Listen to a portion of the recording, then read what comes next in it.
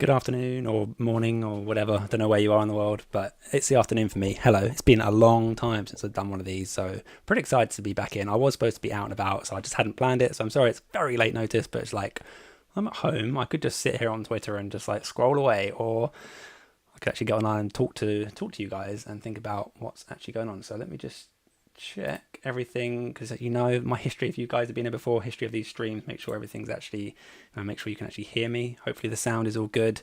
If someone can let me know, it'd be great. Otherwise I'll just talk to myself on mute for the next few minutes. Got my three teams up on screen at the moment. Team 1 sat around just inside the top 3,000. Team 2 is 30th in the global, and Team 3 is like 120,000 or something. So Team 3 is pretty much just a write-off, and I don't know, try something different. Obviously, Team 1 and Team 2 really want to power out and do the best I can. They're very similar at the moment. The only real difference is Alonso in Team 2 over Colapinto. That's probably one of the reasons why my Team 2 is doing better the last couple of weeks, because I've had Alonso in there. But yeah, Alonso's definitely going into Team 1 in a minute. All good, thank you, Michael. Very good. How many people we got in here? Like, looking at the chat, there's like 5 people in here, but YouTube hasn't updated of the concurrent viewers, so who knows? But hopefully everyone can see everything okay. Who's going to get polled today? Looks like Piastri. People don't have faith in Norris, despite him having a good record round here and looking pretty good in the practice sessions so far. Obviously, he did miss out on FP1, but FP2, FP3, he has looked pretty strong. Let's have a quick look at what happened in FP3. Let's just check. Yeah, you guys can see all that. Fine, excellent. Right, so yeah, FP3, we've got the McLarens on top again. So there is some talk, about going triple McLaren. Can you supplement that with Aston Martin or Sauber? If we quickly pop to the budget builder, you can see constructors kick Sauber almost guaranteed to go up 0.6. Aston Martin, providing they don't, double DNF or something, they should also go up 0.6. They've got a good score in round 10 to boost them up for the next couple of rounds. So Aston Martin kind of interesting for a few people. Interesting is like the key word for me at the moment. I need to expand my vocabulary past interesting, but there we go. But yeah, it is. Where was I? Where's my train of thought? Oh yes, Aston Martin. That's what I was talking about. Aston Martin looked pretty consistent through here, and Lance Stroll in particular. P4 and FP2 yesterday, and now P8 again, FP3. It looks like Aston Martin have some genuine pace. They have had upgrades recently, and the fact that Stroll's ahead of Alonso like the last 2 sessions is very. I'm very conscious of using this word interesting now, but it's like it's interesting. But yeah, Stroll being up there makes me think that Aston Martin might not be the worst call in the world, but points wise, I still think the likes of Ferrari and Mercedes are going to be the main heavy hitters, and I think most people in like the top 500 or whatever, when we look at these elite data and everything, I think most people will be going Ferrari and Mercedes, and I think Ferrari versus Mercedes is probably what a lot of people want to know the answer to, and I want to know the answer too, but I do have my thoughts, obviously, hence I'm here talking about F1 Fantasy. You can see my teams at the moment are currently sat on Ferrari. Now, I think it is a bit team dependent because I do think it is close to a coin toss from what we've seen so far. It's very in the balance, Ferrari versus Mercedes. And for me personally, because I already own Ferrari and I'm already looking at making 2 transfers, if I dip into my team 1 here, because I'm already looking at moving out Lawson and probably Colapinto, I've got 3 transfers, so I could also do like Ferrari down to Mercedes, but I also would quite like the 3rd transfer going into Silverstone just to sort of maximise flexibility as much as possible. It's moving from Ferrari to Mercedes now for me feels a bit sideways, and obviously it paid off handsomely if anyone went Mercedes in Canada, but I'm not getting quite the same vibe. That Mercedes haven't looked quite as strong as they did in the practice sessions in Canada. I don't know, it is tough, but because I already own Ferrari, it makes me more inclined to hold on to them. We keep going on about how good their pit stops are, and that is quite nice having them there.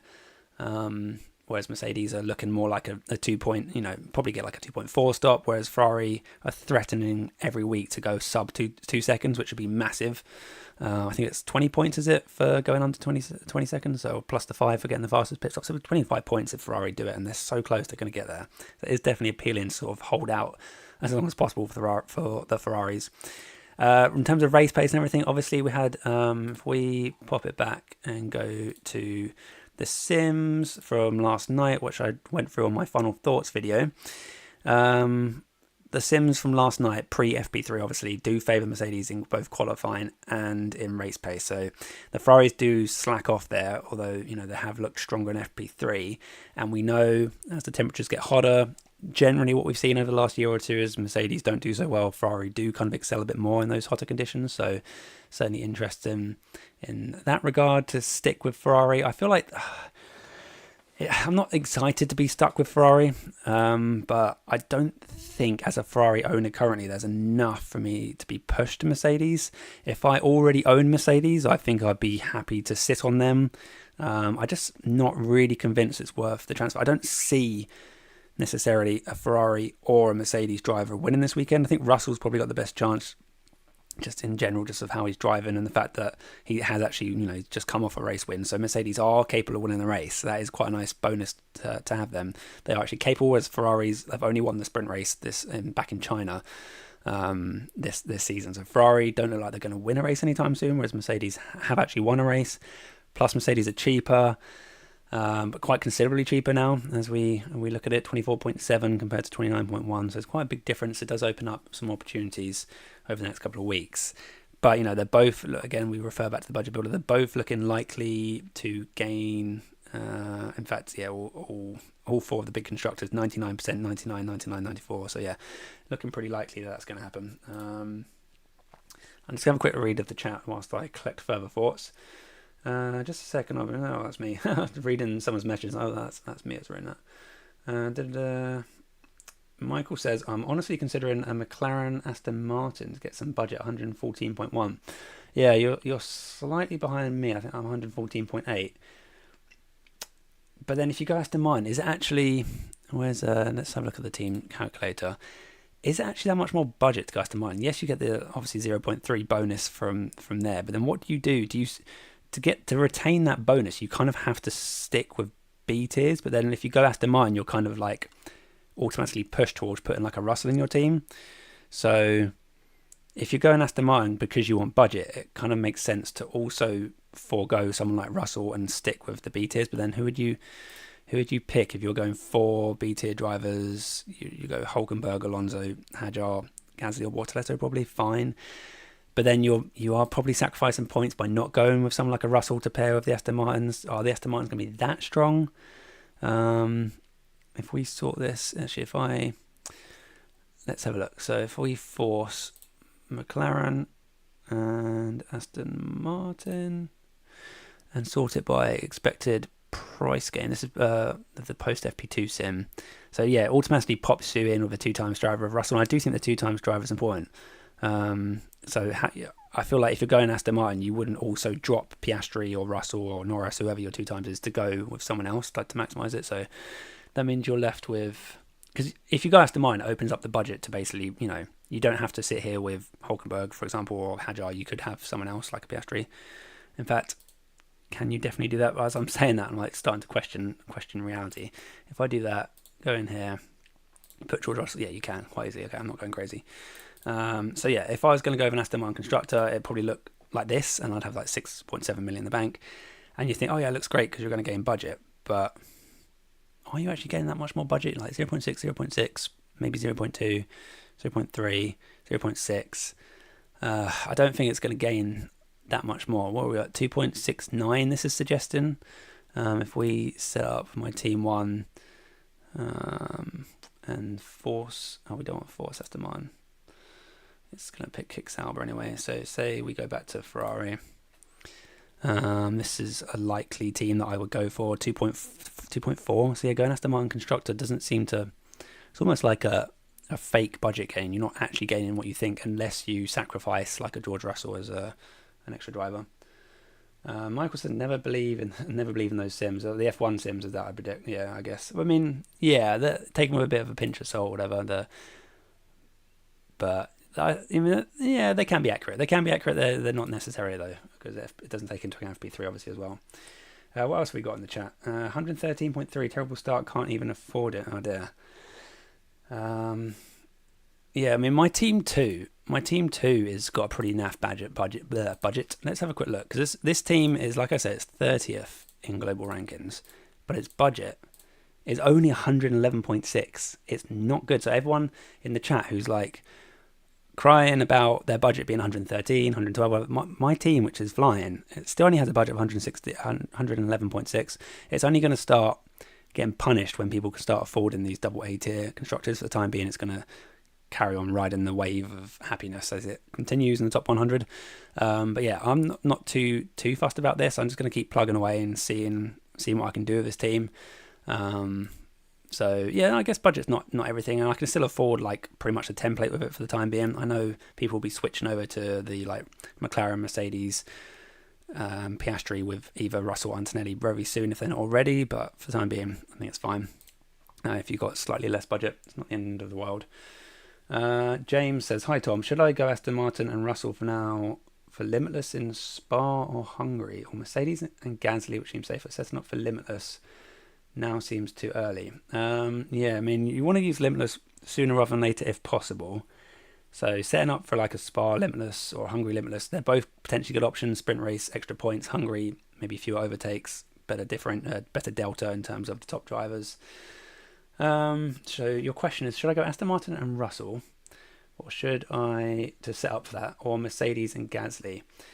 I think it's still a couple of races away from that point. So I mean, it depends what your current team is as well. If you're shifting around dramatically, maybe like the race before, like maybe when let's have a quick look at the schedule actually, just to get my head right. So Spa is immediately after Silverstone. So Spa, Silverstone, so Hungary, they are the two races after. So it depends, yeah, because this is now, and then you can use maybe Silverstone to set up for Belgium and Hungary. Personally, like I used my Limitless back in Monaco. I didn't really set up for it. I just kind of kept plugging away with what I thought was the best team, trying to balance that points and budget game. And yes, Aston Martin look quite decent, and I think that they're fine to go for, but I probably wouldn't be busting the gut 2-3 weeks out of potentially using Limitless to get them in there. I'd probably still be sticking more of like the Mercedes, to be honest. I think Mercedes, although they haven't looked spectacular in FP3, they looked okay in FP2. You know, they're favoured in the F1 sims or whatever. Although they have looked good in that regard, I don't know. I feel like they still got an outside chance of like podium. You know, something crazy could happen. Piastri and Norris could scuffle again. Maybe Russell pinches another random win like he did here last year. I think Mercedes have got like a chance of at least a podium, and as well as 0.3 gain. So I don't think it's worth it that much more to go Aston Martin. I think it takes someone quite brave to go down to an Aston Martin or a Sauber, and you know, it's not like completely drastic. We saw a lot of people going with the Williams builds earlier on in the season. That's kind of fallen off a little bit as Williams got more expensive and kind of fallen off the radar slightly. But my personal preference is still holding on to these big A-tier constructors, because the budget game difference is not significant. You know, 0.3 million. If the B-tier constructors went up an extra 500,000 even, I'd put a lot more thought into it. Because it's only 0.3, I'm less inclined to, because I don't want to fall away on the points too much. Whereas I can still get these nice big points from the big constructors that get consistently like 50 or so points, compared to someone like Aston Martin. On a good weekend, they might get like 30 points. Is that worth the extra 0.3? And are you even actually getting 0.3 if you're just going to put a Russell in here anyway? So you get Russell who doesn't go up 0.3, but you could have had like an Alonso or whatever that's going to go up 0.6. So you're kind of negating that gain anyway, unless you commit to the B tier lineup like kind of more fully. And then you're leaving like 10 million on the cost cap just left lying around. So my personal way I'm playing this season thus far is to try and balance it as much as I can, focus more on the big constructors because that's where the main heap of points go. And just using the B tiers to really maximize the budget gain, which is maybe why I'm slightly behind some people. 114.8 million in the budget is less than many other engaged managers, although obviously more than some people. But I'm not here to just pump out the budget. If I could do both, get max budget and max points, I would be doing that. But I think the balance is important. Right. I've lost track of the chat, so let's have a little look. What do you think of going to Tsunoda this weekend? Yeah, he has fallen down. Who's this? This is Anselm. Good to see you doing a deadline stream. Yeah, it's good to get back into it, to be honest. 1 hour to go until a deadline. Lovely stuff. Tsunoda, 13.2. What's his budget potential here if we hop back over to the budget builder? I haven't paid too much attention to him. Yeah, it's not impossible. He's sort of 50-50 really, isn't he, for a price game or whatever. Yeah, it's not out of the question, but I still don't see him scoring more than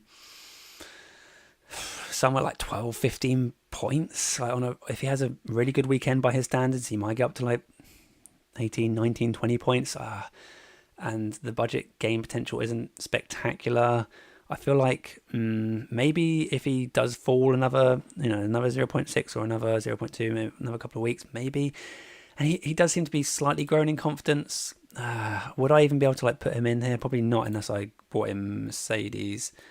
Yeah, I think I'd have to go Mercedes to enable me to get him 13.3. I think. Can I actually afford him with that? He's 13.2. So yeah, I could squeak him in. Don't hate it.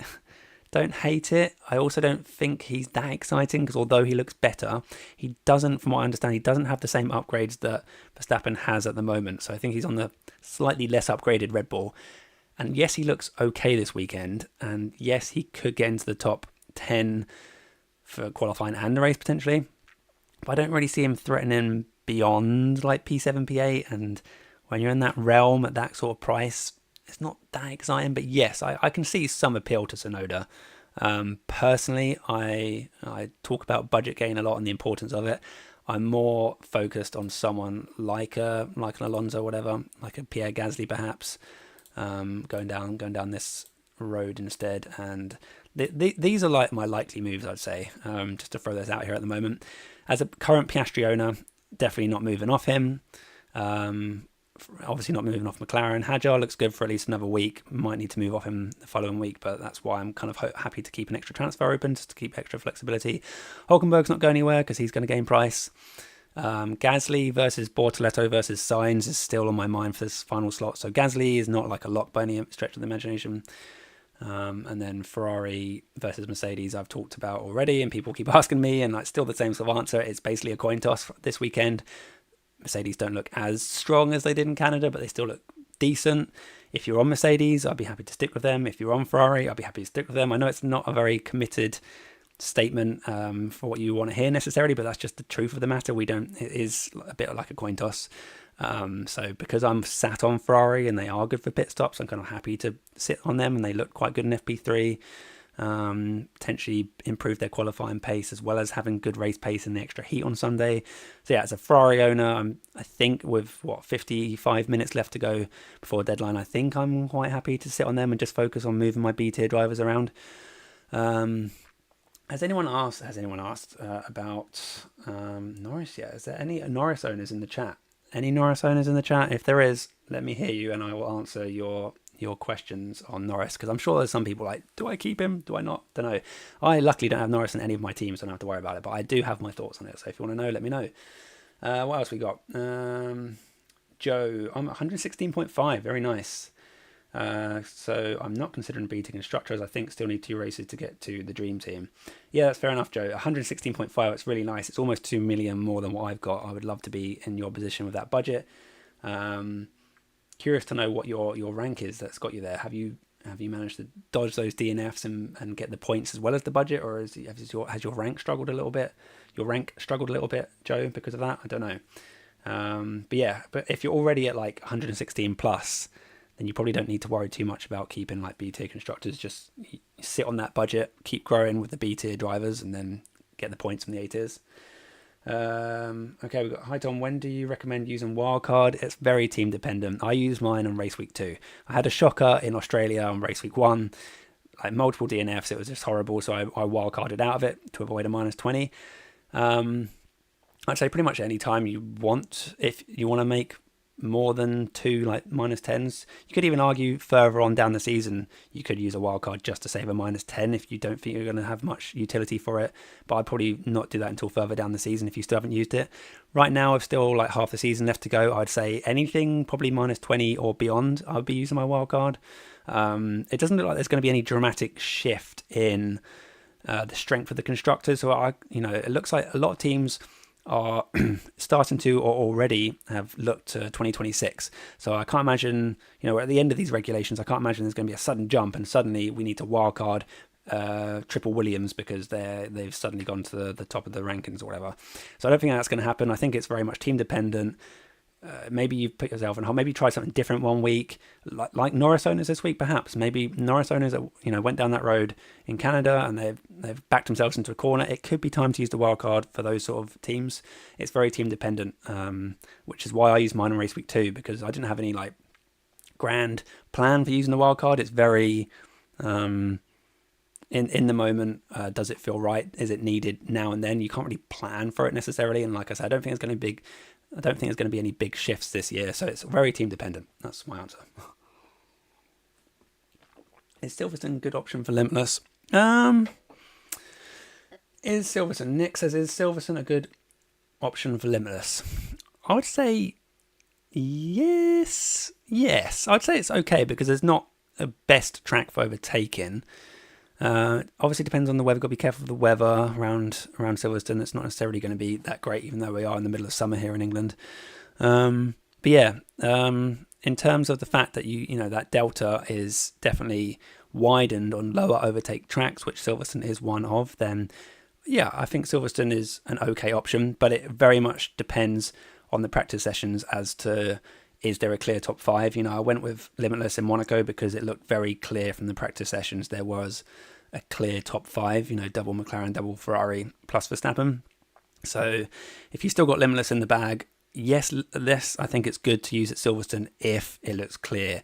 If it looks like, for example, Piastri, Norris, both Mercedes and Verstappen, the Ferraris have fallen off or whatever, or vice versa, maybe Mercedes have fallen off, and it looks like there's a clear top 5, then use it, but otherwise I'd just be patient.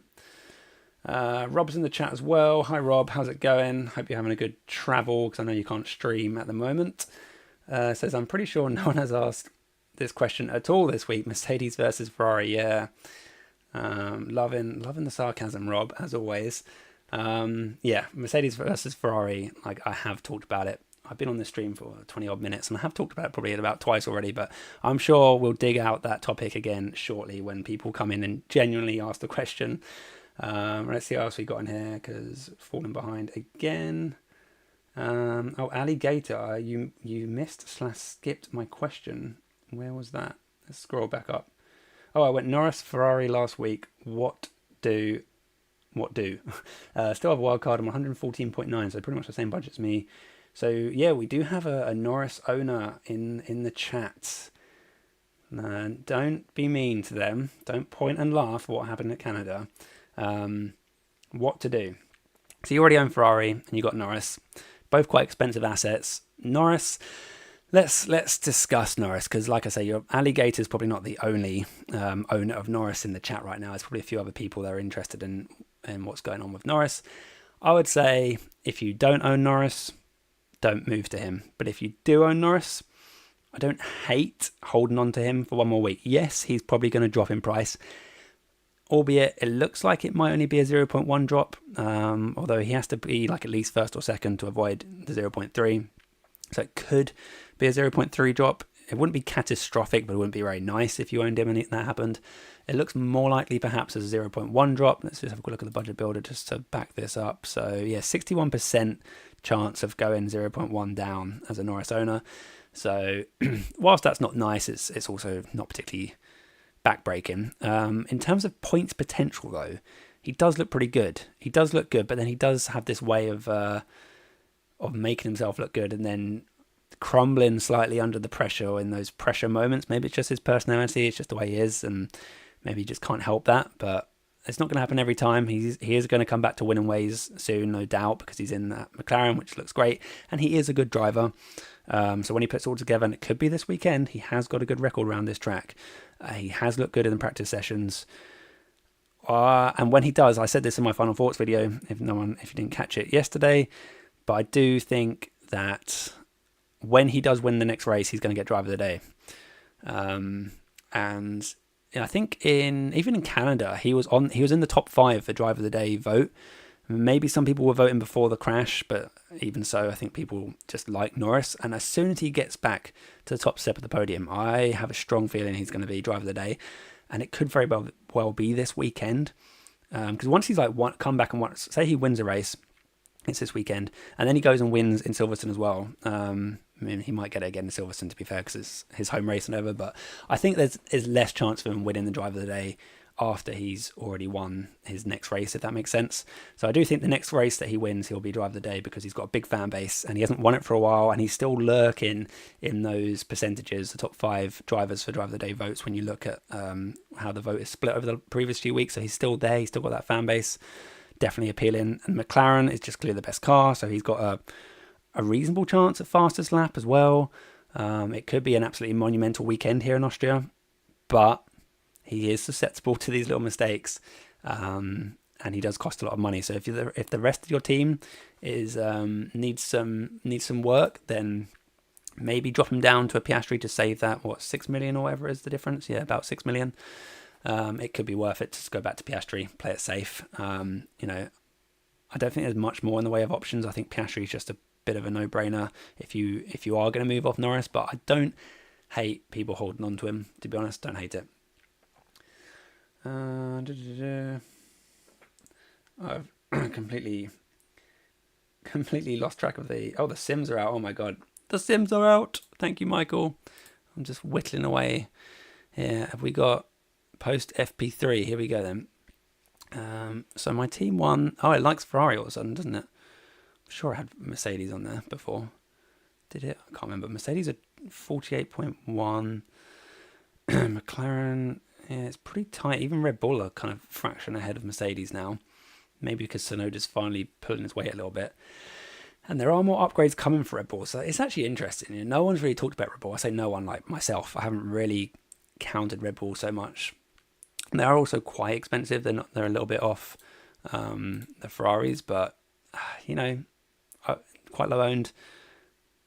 Don't hate Red Bull, to be honest, because Tsunoda looks okay and Verstappen is Verstappen and whatever. And they do have, like I say, I think they definitely got upgrades this weekend, right?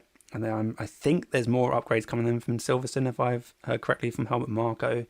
And they've got a couple other things planned. So they're not giving up this season at all. I think they strongly believe that Verstappen can still win the Drivers' Championship. I think he's lurking there, and there's a chance over the next few races if he can keep it up. And McLaren's don't quite do the job. I think there's a chance. So, going Red Bull, massive differential, could be tasty. Thanks to everyone in the chat that's shouting about the Sims. Let's end this and let's just get a new opinion poll out.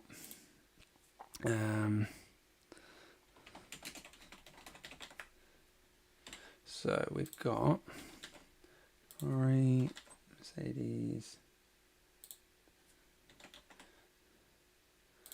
Just curious about anyone that's going A-tier constructor, where your thinking's at to pair with McLaren. I know there's some people out there that will want to go Sauber, Aston Martin, but as I've already said earlier on the stream, I'm not going down that road. I'm going to stick probably with Ferrari, but you could also argue something else. So I'm just wondering what your guys' thoughts are on where to go with the second constructor. Let's have another look at the Sims. Let's look at the driver Sims. Oh yeah, so look at the McLarens. They're so tight. Expected points wise, Norris only very fractionally edging Piastri. Kind of more of a bonus, I guess, for Piastri owners. But that said, like I've just talked about 5 minutes straight about Norris, I don't hate keeping him, but Norris, it is a 0.4 probable swing because Piastri's going up 0.3. Norris may well drop 0.1, depending on the outcome. So it is a bit of a budget swing. So it might just be safer to go Piastri, and the expected points here are pretty tight. Past that, we got Leclerc dead level with Russell and Antonelli almost dead level with Hamilton. This just goes to show what a coin toss. Can you guys see this on screen? Right, here you can. I've said it, Mercedes versus Ferrari's come up a lot. It does feel like a bit of a coin toss, and these sims kind of back that up. And then we look at the constructor as well. Expected points for Mercedes 48.1 and Ferrari 53.9, probably boosted by their pit stop points, faster extra simulation info. Oh yeah, look at this. So fastest pit stop expected points. They're expected 9.46. So that's kind of boosted their ranking up compared to Mercedes 5.4. So an extra sort of 4 or 5 points, and that is literally the difference. In terms of expected points, it's literally the pit stops that is pushing Ferrari. So one of the reasons why I'm kind of okay of just holding Ferrari for another week. And like I said, I've got 3 free transfers, which is really nice. So I can just move. Let's just reset the team for any newcomers to the stream so you can see what's going on. I can just move off Lawson, probably move off Colapinto. I'm not excited about the Alpine round here. That said, I am still considering Gasly. I'm definitely bringing in 2-time world champ and Alonso.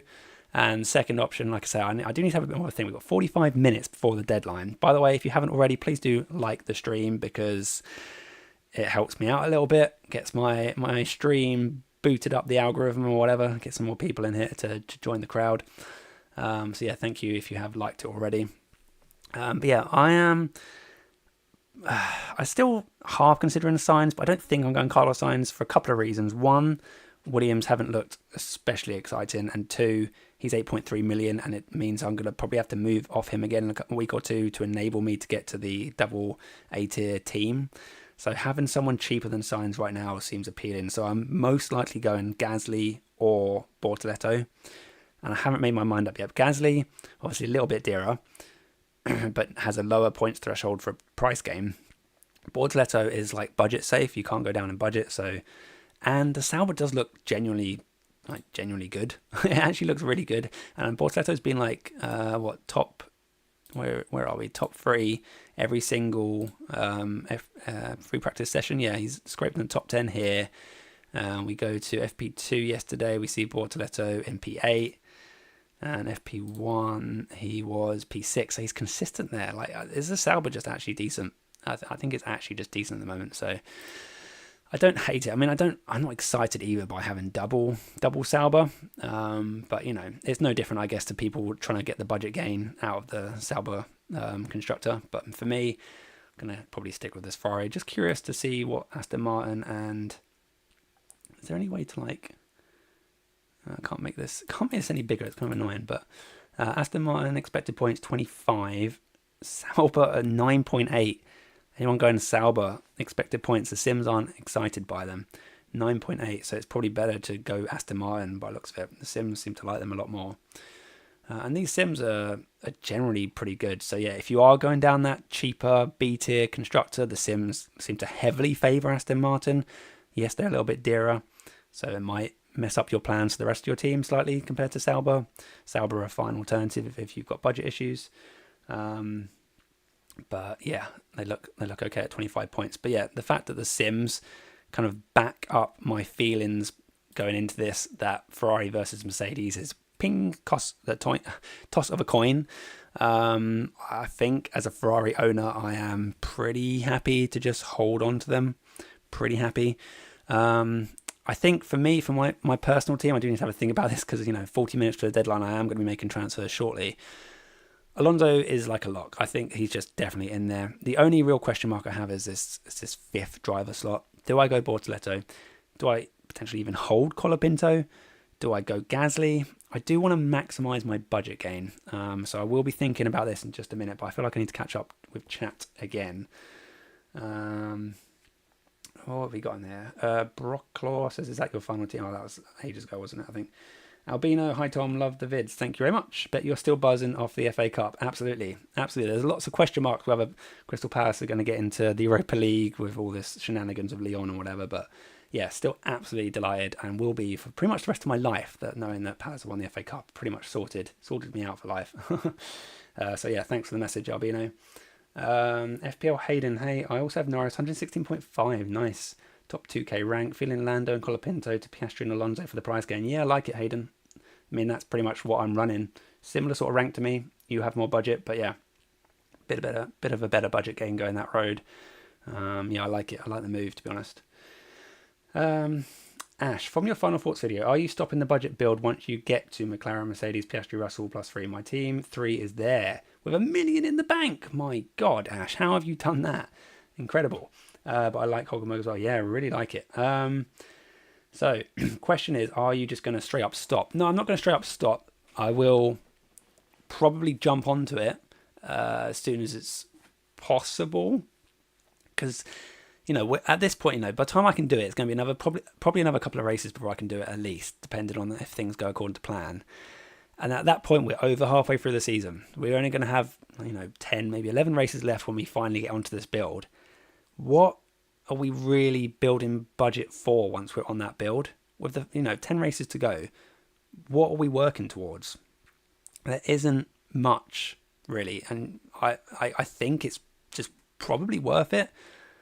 Probably worth it to just jump on it. So yeah, if you can afford it, I would probably just jump on it, because what else are you building budget for? Like, okay, maybe there'll be a week or two where instead of a Bortoletto, because I've jumped, my budget's less and I've stuck with Bortoletto, maybe you can afford like a Bearman who looks good one weekend, and that might get you an extra like 10 points or whatever that week. But I think for consistency purposes, if you can afford Russell, Piastri, McLaren, Mercedes, I think you just jump on it, and yeah, you kind of forget about the budget at that point. As we're on the kind of home stretch. Yeah, we're not quite near the end of the season yet, but by the time people can afford it in a race or two's time, maybe 3-4 races for some people, then we are kind of in that home stretch, and we're looking at 8, 9, 10 races left, and I think it could well be worth it to just ditch off the whole budget building. Not entirely. If there's opportunity to build budget, still go for it, I think. But yeah, to answer your question, I think if I could afford it, I'd be jumping on it. Ali says, do you think Norris or Verstappen wins the race? What about Piastri? I think McLaren's got the best car here, albeit Verstappen's an absolute just genius around this track. He's just so good, and he wins here like every year pretty much. Obviously not last year, but he is good. Keeps getting pole and whatnot. But I do have quite a good feeling about Norris this weekend. I do have quite a good feeling. I think he's going to bounce back from Canada. If I had to put money on it, I'm not a better man, to be honest. But if I was, I'd probably be putting on Norris this weekend. I'm already locked in on Ferrari, and I can't help but to be terrified. Yeah, I agree with you, Remi. It is quite worrying being a Ferrari owner. They do have a tendency to just do weird stuff and questionable strategy or whatever. Something seems to go wrong, but maybe we can finally put it all together, and as a Ferrari owner, sit on their 60, 70 points maybe this week would be fantastic. And I do think they're going to get that sub 2 second pit stop soon. I think it's going to happen. So yeah, try not to fear. I think Ferrari, if you own Ferrari or you move into Ferrari, I think it's fine. I think the decision to pick Ferrari is absolutely fine, and I'm probably sticking with them. So if it all goes pear-shaped, it goes pear-shaped. It's just what it is. But I think the decision itself right now before the deadline is fine, so don't worry too much. Colapinto to Gasly worth it for -10? I don't think so. I hate taking -10s in general, and I think the price gain potential isn't too drastic. I mean, yeah, Gasly looks likely to get a 0.2 rise, very possible to get a maximum rise. Colapinto, he could scrape, if he's going to qualify back in P18, 19, 20, he could get some overtakes and a couple of positions gained, and then he's sat at 0.2. There's an outside chance of him getting the maximum right. Yeah, I mean, it depends how hard you want to go on the budget building, but I personally probably wouldn't. I'm normally very strongly against -10s, and in fact, I don't think I've taken a single -10 this season. I don't know how common it is for other people to be taking -10s, but I try my best not to take them, to be honest. And I don't think I have this season. I might be wrong, but I don't think I have. So yeah, I think I would probably say no unless you're desperate for that budget, because Gasly's got good budget potential.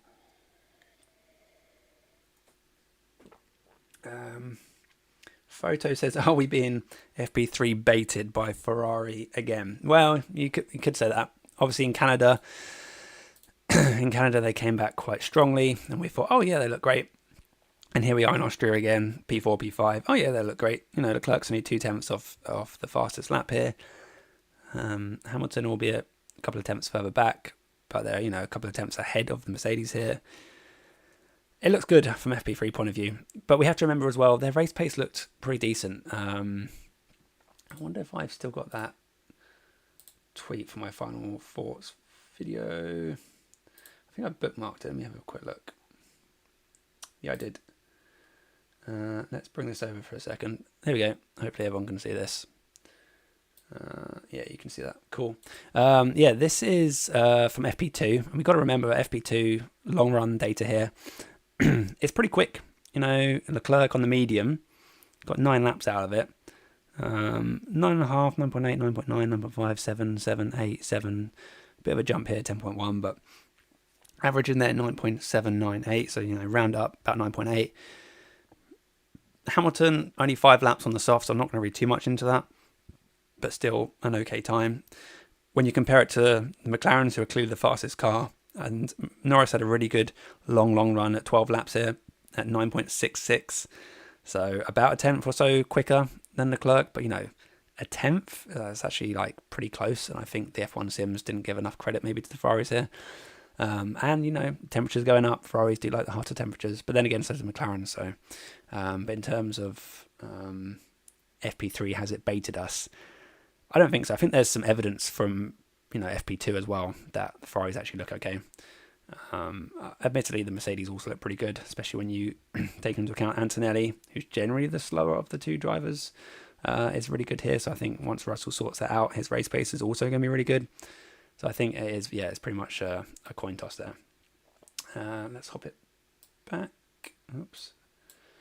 Let's, yeah, oh, I've lost my chat box over here entirely. Where's that gone? Here we go. Right, what else have we got in here? Zowie says, I'm 118.1, flipping heck. Just short of Russell Piastri build.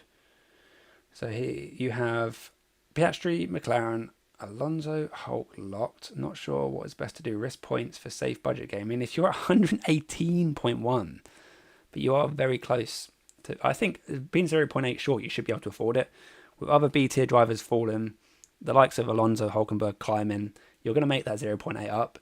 So I would, yeah, play it as safe as you can to make sure you can get that gap bridged. But I think you're pretty well set by looks of it going into Silverstone to have that double A tier team. So that's pretty nice. FX by Hunter. I've got Piastri, Alonso, Hulkenberg, Hajar. Who would you add as an 8 million left in the bank? So I'm assuming you've got like McLaren, Ferrari, or McLaren, Mercedes, something like that. I've got Piastri, Alonso, Hulkenberg, Hajar. Yeah, you're similar sort of boat to me. Who is that final driver? That is kind of what I need to answer that question myself because I'm kind of in that same boat. I think it's exactly the same, isn't it? Piastri, Alonso, Hulkenberg, Hajar. Yeah, it's literally here. So I've already spoke earlier. I think Sainz is an option, but I'm not going down that road, I don't think. For me, it is Bortoleto or Gasly. I need to make this decision. You know, I've got half an hour now to the deadline.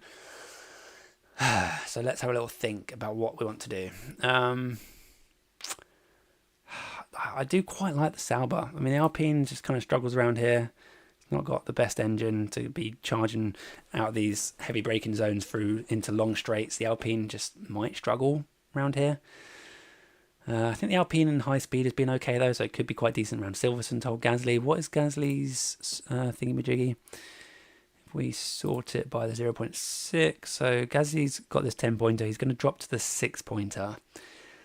So he's probably, as long as he has like an okay race going into Silverstone, he's probably looking at like 5, 6, 7 points or something. It's probably something similar to Hajar. Oh, actually, probably even less than that. So I think Gasly going to Silverstone is probably looking at 5, 6, 7 points for a 0.2 gain. I think it's going to be a bit more of a struggle.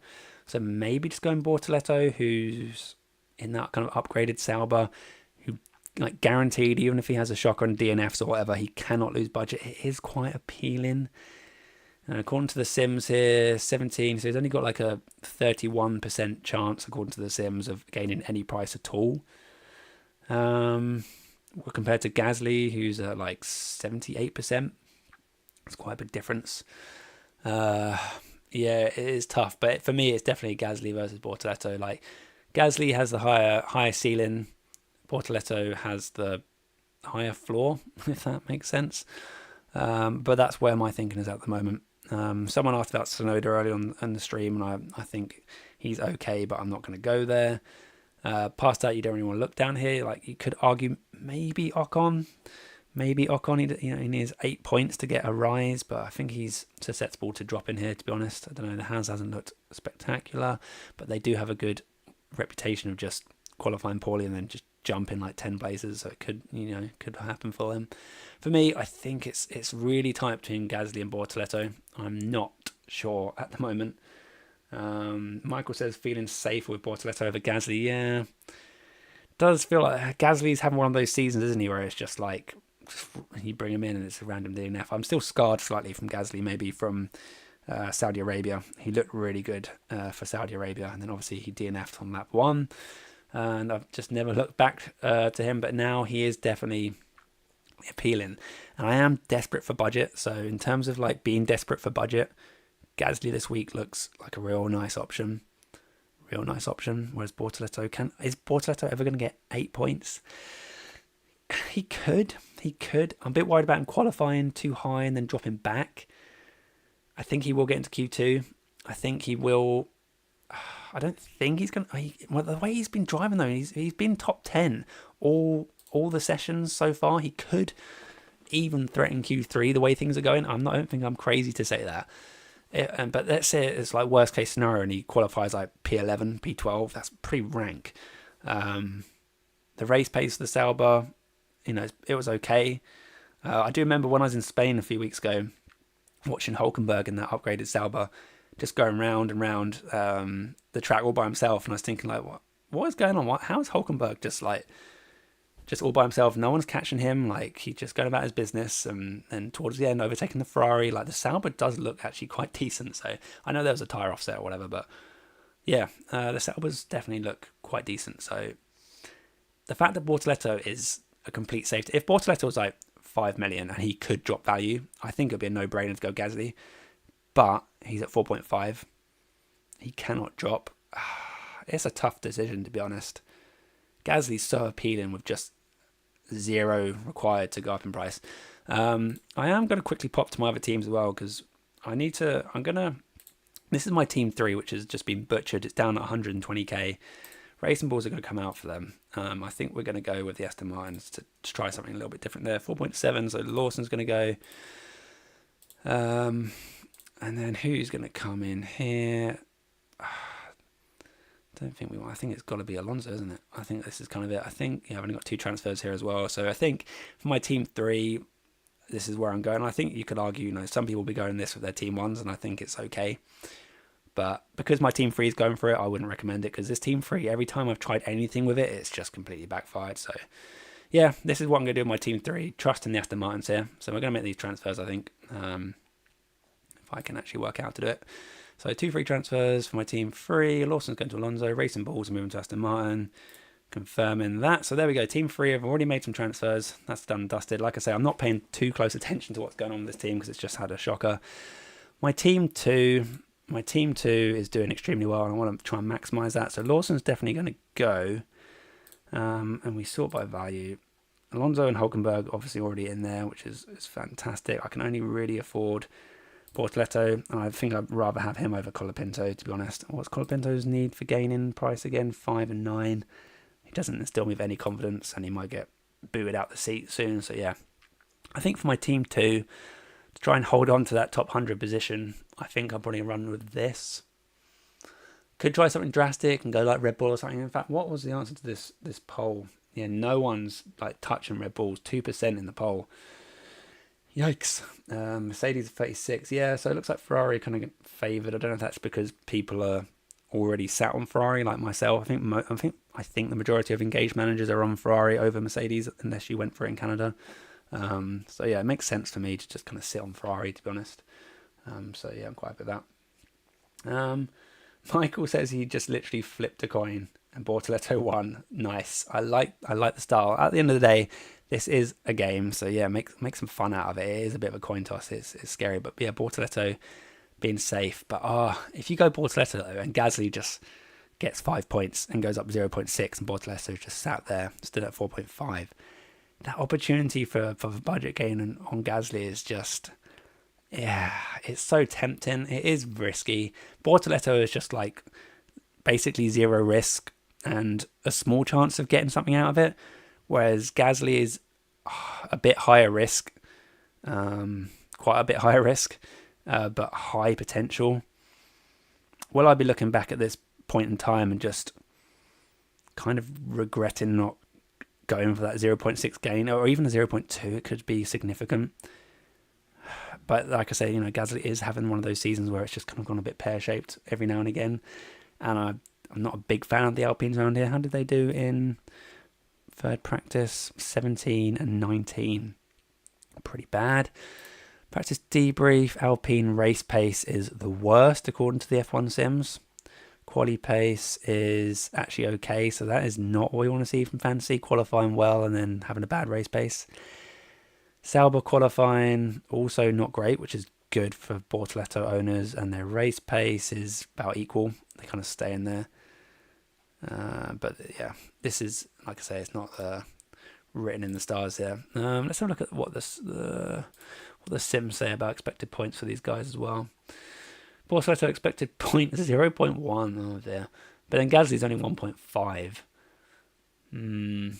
Expected price gain according to the sims is very similar, 0.1, 0.2. Gasly is quite a good qualifier as well in general, so maybe if he out-qualifies the car and then the Alpine just sucks in the race, maybe it's not likely he's going to hit 0.6. I don't know. Let's start a new poll, see if you guys can help me out. Let's start. Help me.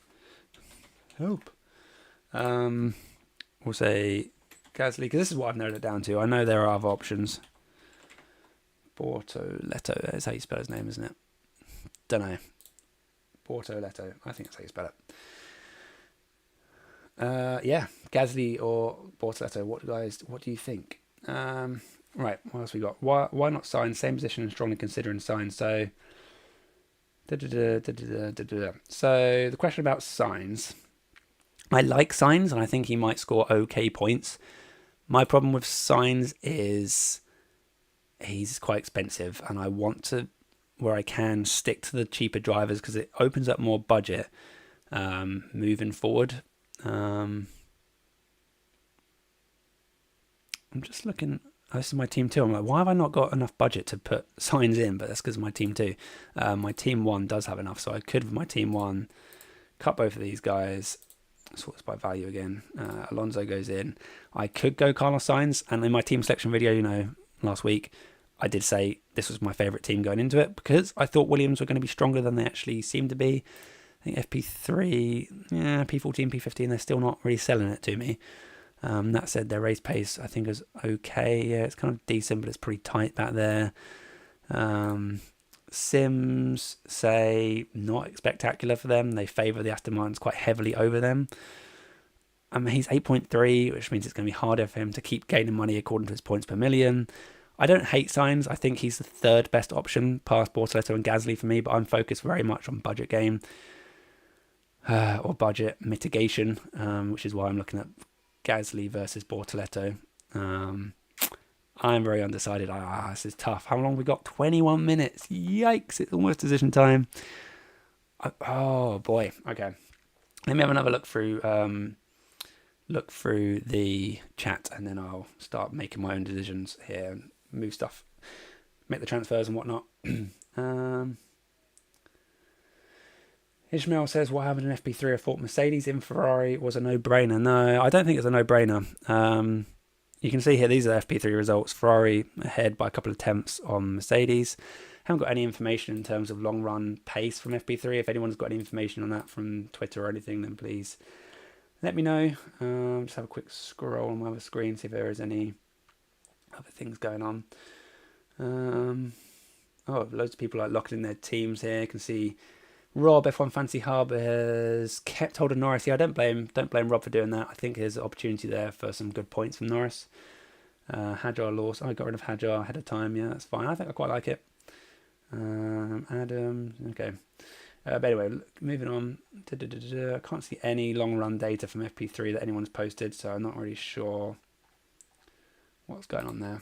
But yeah, I think it's more of a coin toss between Mercedes and Ferrari, and as I already own Ferrari, and they're good for pit stops, and I want to keep hold of my free transfer, and I can afford who I want to afford without dropping to Mercedes, I am going to stick with Ferrari. My moves this week, definitely going to be bringing in Alonso for Lawson. And then the second move is just going to be Colapinto to either Gasly or Bortoleto, but I've got 20 minutes to decide that. Who else have we got in here? 2 free transfers, top 300. I don't want to waste a transfer. Piastri, Alonso, Hulkenberg, Gasly, Hadjar. I'd say Ali Jafar, if you really don't want to burn a transfer. Maybe Hadjar. I don't know. Who are the better options, though? There's not really anyone. I mean, it's not the end of the world. Burning a transfer, you view it if sometimes burning a transfer is actually just the right play. You view it as using the transfer, but instead of using it, you're burning it, if that makes sense. But if you want to get ahead of the game, maybe ditch off Hadjar this week, because he's going to lose that 16-pointer and move to that 1-pointer plus whatever he gets in Austria. So going to Silverstone, Hadjar could be a move out for you. So if you want to get ahead of the curve that way, but I do think he's got a decent chance of getting a little bit of a price gain this week, so you would be risking losing that. But you could potentially move him to like a Bortoleto or something. Ferrari to Mercedes, yeah, you could also potentially do that. I have Colapinto, Hadjar on 1 transfer left. Want to carry one over? 3 point. Anything you recommend? So Elliot says got the must-haves already. So I'm assuming you mean like Alonso, Hulkenberg. Colapinto and Hadjar, 1 transfer left. Yeah. Again, same sort of thing really. If you want to get ahead of the curve, maybe ditching off Hadjar this week isn't terrible. I do think he's got a reasonable chance of a 0.2 gain and an outside chance of the maximum gain. But going into Silverstone, he's going to be on a 1-pointer plus whatever he gets this week, and he's going to be around that 7 million mark. So Hadjar could very well be a transfer out going into Silverstone. So potentially move Hadjar to like a Bortoleto or something. That's maybe what I'll be looking at. What to do about Gasly and Bortoleto? What has everyone said in the poll? Not being overly helpful. Currently 44% Gasly, 56% Bortoleto. Which is, again, these decisions are so hard. It feels like every week it's close to a coin toss for some of these decisions. Ferrari versus Mercedes, Gasly versus Bortoleto. Even like Norris versus Piastri. If you already own Norris, I think it is close to a coin toss as well, because I do think Norris has got high potential here, driver of the day, etc. Whereas Piastri, less so, I would say, but still got a chance, I guess. What am I going to do? Gasly. Do I stretch to try and go for that 0.6 gain? Yeesh. I've got just over 15 minutes. So whilst I stew over that, I am going to make a move on my team 2. I am ditching off Lawson because I don't want to lose another 0.3. The only thing I can really do here is bring in Colapinto or Bortoleto, and I don't want to bring in Colapinto. I think Bortoleto is just an easy move here for my team 2. It also opens up a free transfer going to Silverstone. Like I said, I'm quite happy to sit on Ferrari with team 2, so I think this is what I'm going to do with my team 2. Roaming costs at 0.8. Lawson to Bortoleto. Yeah, so that's my team 2, and my team 3 transfers made. Just need to sort out my team 1, and like I say, we are definitely... I'm like 100% to move in Alonso here, so let's get him lined up. If I can find him. There he is, Alonso. The next option is... I could also just hold Colapinto. I don't think I will. 5 needed for a gain. 9 for a maximum gain. I just don't see it. I'm almost certainly moving Colapinto to Gasly or Bortoleto. I just need to decide. 15 minutes to go. I will catch up with the chat in just a minute, but I do need to have a proper think about what I want to do, how I want to approach this. Because whatever, I know I say this like every stream when I do stream, whatever I decide, I want to make sure I'm happy with that decision going into it. I don't want to like just pick Gasly now and then be like, oh, it all goes pear-shaped. Like, oh, I regret picking him. Why didn't I just play it safe? And like, I want to make sure I'm calm and collected and happy with my decision. So whatever happens, and I'm happy with it. The question really comes down to how much of an opportunity do I want to give myself for that maximum gain? I think the fact that I am chasing, we're all chasing it if we haven't already got it. We are chasing that dream team of Piastri, Russell, Mercedes, McLaren. something along those lines. The fact that I need every penny I can get to get that budget makes me inclined to take a little bit of a gamble on Gasly. That said, Bortoleto does look good though. He does look good. He's been in the top 10 all the practice sessions. But then, I don't know, Budget Builder's right there. The evidence is there. There's 10 pointers going to drop off. He'll drop to a 6 pointer. So yeah, like I say, going into Silverstone, providing he scores like 5 or 6 points this week, which I think is definitely reasonable, then we're probably looking at him needing like 5 or 6 points just to get a rise next week as opposed to 0. I think that's still kind of fine to hold as well. So Gasly could be an okay move for like the next 2 weeks. Bortoleto's like guaranteed to be good. You can just bring Bortoleto in and just be happy with him for at least the next 2, 3, 4 weeks or just forever, because he might just never move off 4.5 million. So he's a great enabler. He protects your budget. But is he ever going to score 8 points? I mean, maybe. Yeah, maybe. It's just so easy for Gasly to get 0. And that's a 0.2 gain. I think with positions gained, high overtake track, he could also score 5 points and get that rise. But Bortoleto, man, he's looking so comfortable through the practice sessions, and he's just so safe. Man, it is a really tough decision. And again, the poll reflects that 47% Gasly, 53% Bortoleto. Drink the Gasly Kool-Aid, love it. What about? Oh, here we go. What about Mercedes and Ferrari? Yeah. I've talked extensively about Mercedes and Ferrari. It is a bit of a coin toss. I own Ferrari already. I'm holding Ferrari. I think they are fine. I don't expect them to, podium or win the race, but I think they look fairly even with Mercedes, and with the temperatures getting hotter. Yes, it was quite warm in Canada and Mercedes were fine, but there's still a question mark over Mercedes' performance in the hotter weather. So yeah, Ferrari's looking okay, and they have strong pit stops, and it looks like it's probably going to be a two-stop race from what I'm gathering at the moment. That means there's good opportunity for the Ferraris to get a really good pit stop in, maybe get sub 2 seconds. So, and for me personally, it means I can hold that extra transfer, so I can have 3 going into Silverstone, more flexibility. For me personally, I'm holding Ferrari. Can you afford a final fix with Gasly if Oscar bins it in quali? Can you afford final fix with Gasly if Oscar bins it in quali? I don't know exactly what you mean. Sorry, my brain's a bit frazzled with 12 minutes to go into a deadline. I'm not 100% sure what you mean, Paul. Can you afford final fix with Gasly if Oscar bins it in quali? Do you mean? I don't know what you mean. I'm sorry. I already own Oscar, so if he bins it in quali, I'm happy to have him because he'll get positions gained and overtakes. So I'm not entirely sure what you mean. I'm sorry. What constructor, Mercedes or Ferrari? Yep. Age-old question. I'm going Ferrari. I don't think it's a bad idea to go Mercedes. I think if you already own them, it's fine to stick with them. If you've got a luxury transfer and you've got a good feeling, like Silverstone, maybe you think favours Mercedes more than Ferrari, or vice versa, then go with the longer term pick. But I am personally retaining my transfer, holding Ferrari, hoping for some pit stop magic, and that's my kind of final thoughts on Ferrari versus Mercedes for me. So Paul's clarified, if you put in Gasly, right, let's put him in, and Bortoleto, because you already had Alonso. Oh, okay. Would you bring them?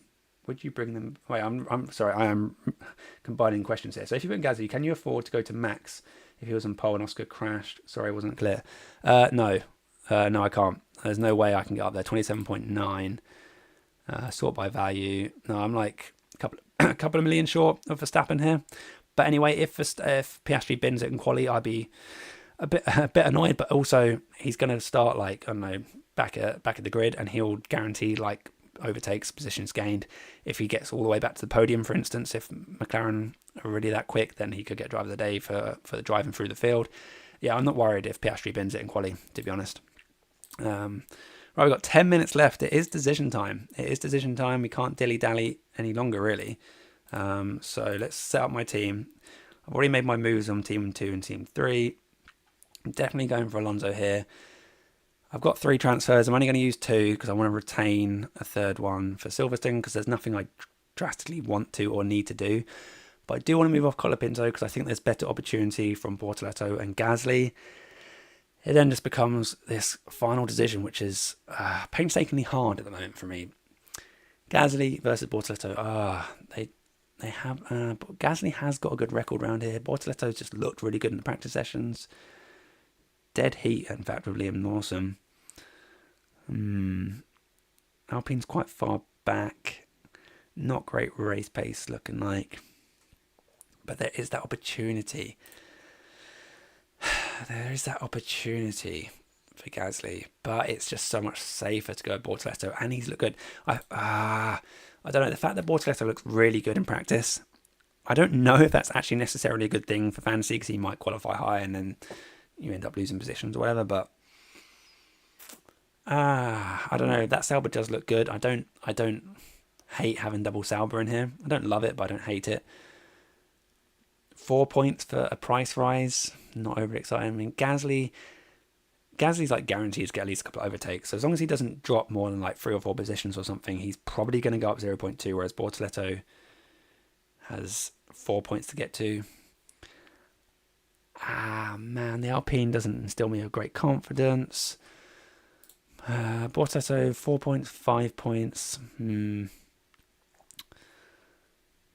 Silverstone kind of low overtake track, so I can't imagine either of them are going to do particularly well at Silverstone, which means it might be a struggle for someone like Gasly to continue to gain price. But at that point, if he does gain 0.6, I don't care. He's done his job. I move off him again. Oh man, this is tough. But my style of management is generally play it safe, and that's why I kind of got Bortoleto in here. But something is also telling me to take a risk on Gasly. You might get that 0.6, and then you can just move off him next week. Giving myself the opportunity. I feel like obviously I'm giving myself the opportunity to get 0.6 if I go Gasly. Giving myself that opportunity, whereas with Bortoleto I think it's less likely. But I'm also giving myself the opportunity to lose 0.6 if it goes wrong for Gasly. All it takes is, as we know, DNF, reliability issue, whatever. Lose a few positions after good qualifying and bad race pace. It could be horrible. It could be horrible. But there's also the opportunity there. It's fairly close to me, and I've got about 5 or 6 minutes to make that decision. Let's have a quick look at the chat, see what's going on. Use a fair transfer. Yeah, what about Sainz? I'm not going Sainz. He's too expensive for me. I mean, I can afford him, but I want a more longer term pick. I think Gasly and Bortoleto are better. They open up more opportunities potentially going into Silverstone, having more budget in the bank. The thing is, it's 0 points for Gasly to 0.2. I think this is a choice those of us who are behind in budget need to take. Yeah. Am I? Yeah. Potentially, yeah. I don't know. It's so tight. I do feel like there's a big part of me saying need to take that risk, but another part of me, the normal manager in me, is saying play it safe, keep it safe, keep it safe. The budget potential is staring me in the face, admittedly. It is staring me in the face. 5 points on a high overtake track. Even if Gasly qualifies like P12, P13, something pretty rubbish for fantasy, if he just gets like 3 or 4 overtakes throughout the race, and even if he drops a couple of positions, it should be enough to keep him above that 0. -5 to get a 0.2 drop. So yeah, it's probably going to take a DNF for him to get a 0.6 drop. So it's not that bad. I do like the safety of Bortoleto. 5 minutes. I need to decide now. Ishmael's determined with the caps lock. We need budget. Yeah, I know that's kind of where I'm at the moment.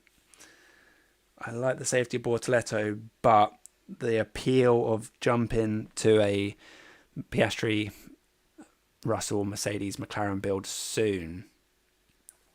I could potentially do that with Gasly getting me 0.6, but then Bortoleto, man, he looks good. Am I going to regret ignoring the fact that Bortoleto has looked great through the practice sessions?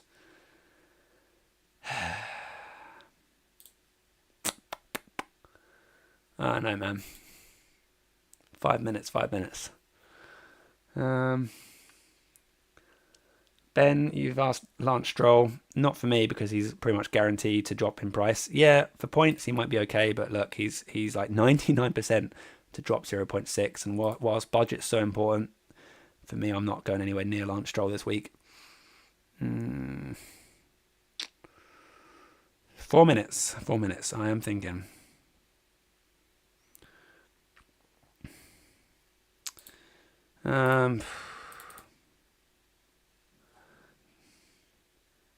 Oh, qualifying's been delayed. Why is qualifying being delayed? I'm just having a quick look on Twitter on my other page, and it's been delayed for some reason. I don't think that's going to affect the deadline though. Deadline will still be in a couple of minutes, so I need to make my mind up. But yeah, nothing doing. Oh, I really like Bortoleto this week, but Gasly having such a low threshold to go up. I hate the Alpine round here, but 5 points for maximum rise. I think it's too good to give up. And if he DNFs, I'm going to hate him for the rest of the season, but so be it. Like, he literally has to DNF pretty much to drop maximum. I think I'm going to go Gasly. I think I have to chance this price game. 5.8 million, it might be the cheapest he'll be for a while. I'm not excited by it, but I think I need to give myself the opportunity for 0.6. And I think Bortoleto, although he looks very solid this week, I think we're going to go Gasly. I've got like 2 minutes. I need to lock it in. So here we go then. So free transfers, 2 of 3. Remaining cost cap 2.7. Lawson's going to Alonso. Easy peasy. Colapinto's moving to his teammate Gasly. Yeah.